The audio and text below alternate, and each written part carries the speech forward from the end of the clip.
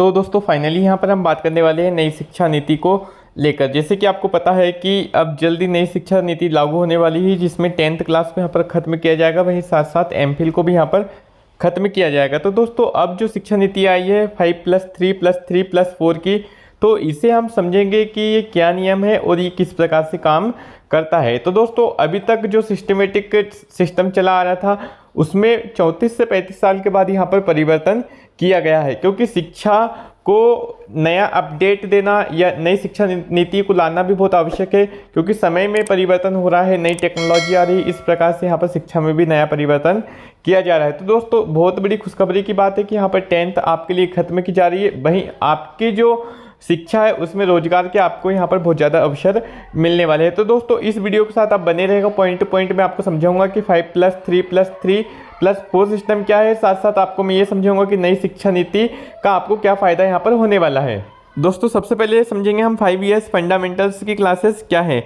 तो आपको जिससे अभी तक पता है कि 3 इयर्स का जो स्टूडेंट होता है वो नर्सरी क्लास में एडमिटेड होता है, लेकिन यहाँ पर नियम चेंज किया गया है। यहाँ पर उसमें 1 साल की उम्र यहाँ पर बढ़ाई है। तो आप देखेंगे नर्सरी का जो बच्चा होगा वो 4 ईयर का होगा, वहीं जो जूनियर केजी होगी उसमें 5 इयर्स का होगा, सीनियर केजी में वो होगा 6 ईयर का। उसके बाद दोस्तों यहाँ पर इसके बाद स्टेप चेंज होगी, तो क्लास फर्स्ट में जो बच्चा रहेगा वो 7 ईयर का रहेगा, वो क्लास सेकंड में रहेगा वो 8 ईयर का रहेगा। तो यहाँ तक का जो 5 का मैंने आपको सिस्टम बताया था 5+3+3+4 का, तो दोस्तों यहाँ पर जो 5 इयर्स की फंडामेंटल क्लास रहेगी जो रहेगी आपकी नर्सरी से लेके केजी सेकेंड तक। अब इसके बाद यदि हम टॉपिक को देखें तो यहाँ पर आप देख सकते हैं 3 इयर्स की फिर प्रिपरेटरी क्लासेस यहाँ पर रहेगी, जिसमें क्लास 3 की एज रहेगी 9 इयर्स की, क्लास 4 की एज रहेगी 10 इयर्स की, और क्लास 5 की जो एज रहेगी वो रहेगी यहाँ पर 11 इयर्स की। तो ये आपके लिए बहुत बड़ा अपडेट है। अब दोस्तों इसके बाद हम वापस से जो 3 इयर्स के मिडिल क्लासेस है उसको समझेंगे।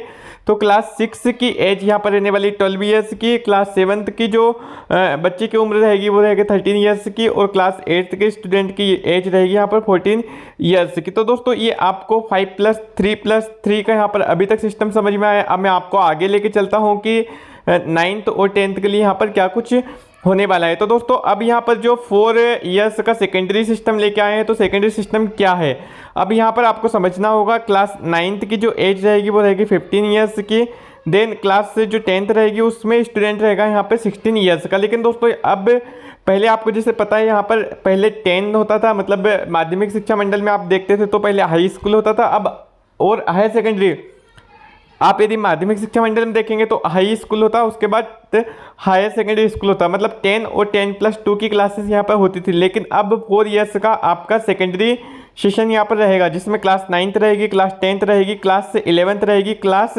12th रहेगी। तो दोस्तों इसमें आपको यहाँ पर बहुत ज़्यादा बेनिफिट्स होने वाला है। मतलब यहाँ पर क्लास 10th की जो परीक्षा है उसको बोर्ड करने की बाध्यता यहाँ पर खत्म कर दी है, लेकिन आपकी जो 5th क्लास है 8th क्लास है वो यहाँ पर बोर्ड एग्जाम के अंतर्गत आ सकती है।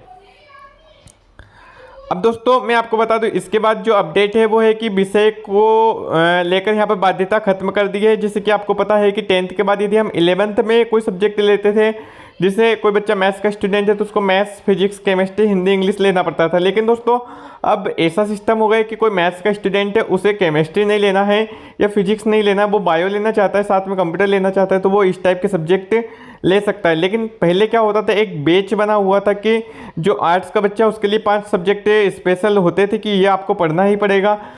लेकिन दोस्तों इस प्रकार की बाध्यता को यहाँ पर खत्म कर दिया है। मैं आपको एक नियम और बता देता हूँ दोस्तों, अब यहाँ पर इस शिक्षा नीति के अंतर्गत बड़े बड़े यहाँ पर परिवर्तन क्या कुछ किए गए हैं। तो आपके लिए दोस्तों देख लीजिए, सबसे पहले जो कॉलेज की डिग्री है वो 4 साल की यहाँ पर कर दी गई है।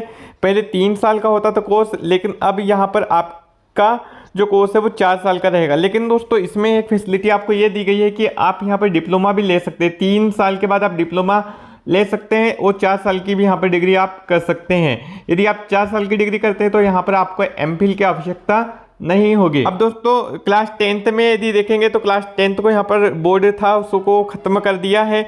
कक्षा 1 से 5वीं तक की जो कोर्स होगा उसे आपको मातृभाषा में करना आवश्यक होगा, और कक्षा 9वीं से लेकर 12वीं तक की जो परीक्षा है उसमें सेमेस्टर सिस्टम लाने का भी प्रावधान यहाँ पर रखा है। कॉलेज की डिग्री आपको मैंने बताई है 3 व 4 साल की होगी। 3 साल में भी आप डिग्री ले सकते हैं, लेकिन 4 साल में यदि आप लेते हैं तो यहाँ पर आपको एमफिल करने की आवश्यकता नहीं होगी।